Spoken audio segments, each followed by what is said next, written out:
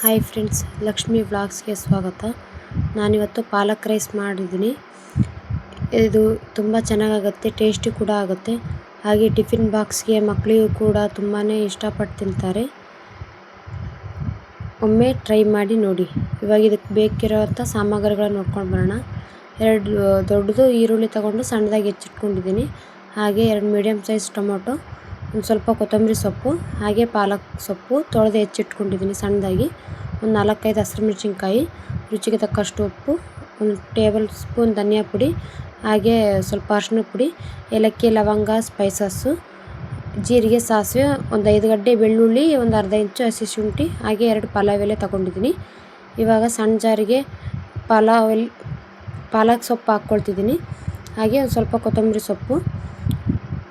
ನಿಮಗೆ ಖಾರ ಎಷ್ಟು ಬೇಕೋ ಅಷ್ಟು ನೋಡಿ ಹಾಕ್ಕೊಳ್ಳಿ. ನಾನೊಂದು 6 ಹಾಕ್ಕೊಂಡಿದ್ದೀನಿ ಹಸಿರು ಮೆಣಸಿನ್ಕಾಯಿನ.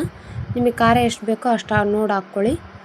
ಹಾಗೆ ಇದಕ್ಕೆ ಬೆಳ್ಳುಳ್ಳಿ, ಒಂದು ಅರ್ಧ ಇಂಚು ಹಸಿ ಶುಂಠಿನ ಹಾಕ್ಕೊಳ್ತಿದ್ದೀನಿ. ಸ್ವಲ್ಪ ನೀರು ಹಾಕ್ಕೊಂಡು ಸಣ್ಣದಾಗಿ ಮಿಕ್ಸಿ ಮಾಡ್ಕೊಳ್ಬೇಕು.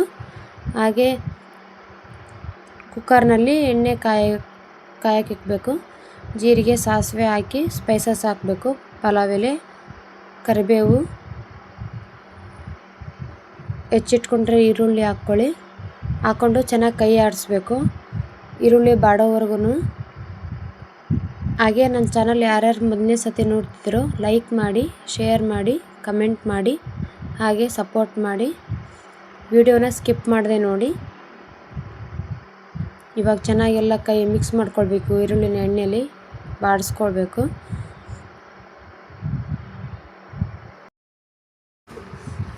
ಹಾಗೆ ಇದು ಪಾಲಕ್ ರೈಸ್ ತುಂಬಾ ಈಸಿ ರೆಸಿಪಿ. ಇವಾಗ ಹೆಚ್ಕೊಂಡಿರೋ ಟೊಮೊಟೊ ಹಾಕ್ಕೊಳ್ತಿದ್ದೀನಿ. ಇದನ್ನು ಕೂಡ ಒಂದು ಸತಿ ಕೈಯಲ್ಲಿ ಆಡಿಸ್ಬೇಕು. ಟೊಮೊಟೊ ಸ್ವಲ್ಪ ಮೆತ್ತಗಾಗಬೇಕು. ಇದರಲ್ಲಿ ಚೆನ್ನಾಗೆಲ್ಲ ಮಿಕ್ಸ್ ಮಾಡ್ಕೊಳ್ಳಿ. ನಿಮಗೆ ಯಾವ್ಯಾವ ರೆಸಿಪಿ ಬೇಕು ಅಂತ ನನಗೆ ಕಮೆಂಟ್ ಮಾಡಿ, ನಾನು ಅದೇ ರೆಸಿಪಿ ಕೂಡ ಮಾಡಿ ಹಾಕ್ತೀನಿ ನಿಮಗೆ.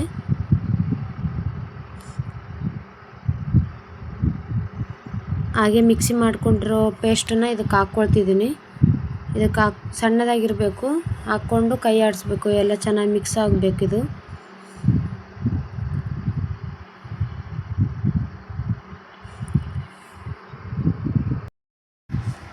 ಇದು ಮಸಾಲೆಯಲ್ಲೇ ಎಣ್ಣೆ ಬಿಟ್ಕೊಳ್ಬೇಕು. ಹಸಿ ವಾಸನೆ ಹೋಗಬೇಕು. ಅಲ್ಲಿ ತನಕ ನೀರು ಹಾಕೋ ಆಗಿಲ್ಲ. ಇಲ್ಲಿ ನೋಡಿ ಎಣ್ಣೆ ಎಲ್ಲ ಬಿಟ್ಕೊಳ್ತಿದೆಯಲ್ಲ, ಆ ಥರ. ಹಾಗೆ ಇದಕ್ಕೆ ಸ್ವಲ್ಪ ಅರಿಶಿನ ಪುಡಿ, ಧನಿಯಾ ಪುಡಿ, ರುಚಿಗೆ ತಕ್ಕಷ್ಟು ಉಪ್ಪು ಹಾಕ್ಕೊಳ್ಳಿ. ರುಚಿಗೆ ತಕ್ಕಷ್ಟು ಉಪ್ಪು ಹಾಕ್ಕೊಂಡು ಚೆನ್ನಾಗಿ ಒಂದು ಸತಿ ಕೈ ಮಿಕ್ಸ್ ಮಾಡ್ಕೊಳ್ಬೇಕು. ನೋಡಿ, ತಳ ಕೂಡ ಹಿಡ್ದಿಲ್ಲ, ಏನಿಲ್ಲ. ಚೆನ್ನಾಗಿ ಮಿಕ್ಸ್ ಮಾಡಿಕೊಂಡು ನಾನು ಹಾಗೆ ಇದರಲ್ಲಿ ಜಾರ್ನಲ್ಲಿ ಸ್ವಲ್ಪ ಇತ್ತಲ್ಲ, ಅದಕ್ಕೆ ಒಂದು ಸ್ವಲ್ಪ 1/4 ಲೋಟದಷ್ಟು ನೀರು ಹಾಕಿ ಒಂದು ಸ್ವಲ್ಪ ಮಿಕ್ಸ್ ಮಾಡ್ಕೊಳ್ತಿದ್ದೀನಿ. ಮಿಕ್ಸ್ ಮಾಡಿಕೊಂಡು ಒಂದು ಪ್ಲೇಟ್ ಮುಚ್ಚಿ ಲೋ ಫ್ಲೇಮಲ್ಲಿ ಇಡಬೇಕು. ಆವಾಗ ಅದು ಹಸಿ ವಾಸನೆ ಹೋಗಿ ಮೇಲೆ ಎಲ್ಲ ಎಣ್ಣೆ ಬಿಟ್ಟಿರುತ್ತೆ, ಚೆನ್ನಾಗಿರುತ್ತೆ. ಗ್ರೇವಿ ಥರ ಆಗಿದೆ ನೋಡಿ, ತುಂಬ ಚೆನ್ನಾಗಿರುತ್ತೆ. ಇವಾಗ ನೋಡಿ, ಮುಚ್ಚಿಟ್ಟಿದ್ದೆ ಒಂದು 5 ನಿಮಿಷ. ನೋಡಿ, ಎಣ್ಣೆ ಎಲ್ಲ ಬಿಟ್ಕೊಂಡಿದೆ, ಮೇಲೆ ಬಂದಿದೆ. ಇವಾಗ ಇದಕ್ಕೆ ಈ ಗ್ಲಾಸಲ್ಲಿ ನಾನು 1/2 ಕಪ್ ಅಕ್ಕಿ ಹಾಕ್ಕೊಳ್ತಿದ್ದೀನಿ. ಅದಕ್ಕೆ 3 ಗ್ಲಾಸ್ ನೀರು ಹಾಕ್ಕೊಳ್ತಿದ್ದೀನಿ.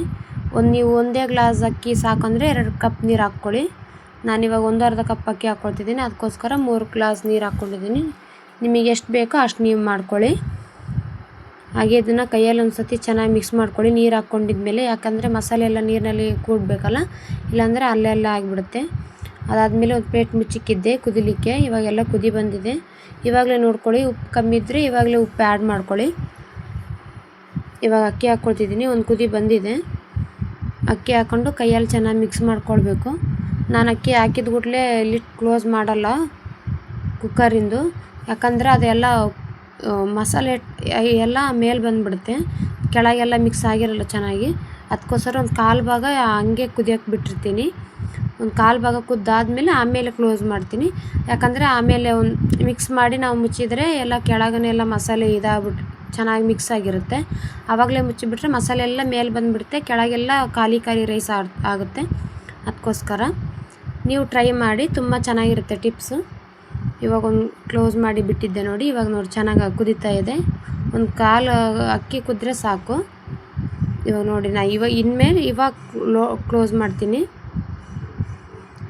ಇವಾಗ ಮಸಾಲೆ ಎಲ್ಲ ಮಿಕ್ಸ್ ಆಗಿರುತ್ತಲ್ಲ, ಅದಕ್ಕೆ 2 ವಿಜಿಲ್ ಕುದ್ರೆ ಸಾಕು. ಯಾಕಂದರೆ ಅಕ್ಕಿನ ನಾನು ಸ್ವಲ್ಪ ಹೊತ್ತು ನೆನೆಸಿಟ್ಟಿದ್ದೆ. 2 ವಿಜಿಲ್ ಆದರೆ ಸಾಕು. ನೋಡಿ ತುಂಬ ಚೆನ್ನಾಗಿ ಬಂದಿದೆ ರೈಸು, ಪಾಲಕ್ ರೈಸು. ಒಮ್ಮೆ ಟ್ರೈ ಮಾಡಿ ನೋಡಿ, ಮಕ್ಕಳಿಗಂತೂ ತುಂಬ ಇಷ್ಟ ಆಗುತ್ತೆ. ಹಾಗೆ ನನ್ನ ಚಾನಲ್ ಸಬ್ಸ್ಕ್ರೈಬ್ ಮಾಡಿ, ಸಪೋರ್ಟ್ ಮಾಡಿ, ಶೇರ್ ಮಾಡಿ, ಕಮೆಂಟ್ ಮಾಡಿ. Thank you for the watching.